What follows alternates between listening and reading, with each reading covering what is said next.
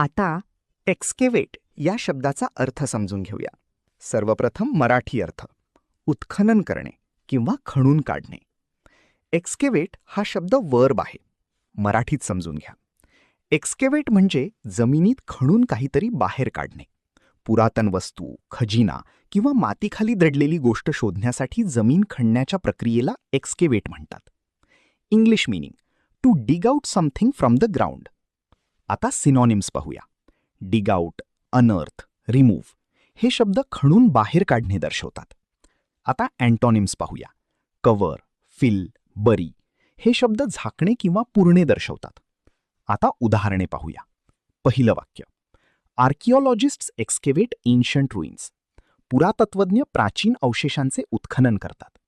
इथे एक्स्केवेट म्हणजे जमिनीतून जुनी वस्तू शोधण्यासाठी खणणे. ते जमिनीत खोल खणून जुनी वस्तू बाहेर काढतात, त्यामुळे इतिहासाची माहिती मिळते. आता मित्रांनो, थोडा विचार करा.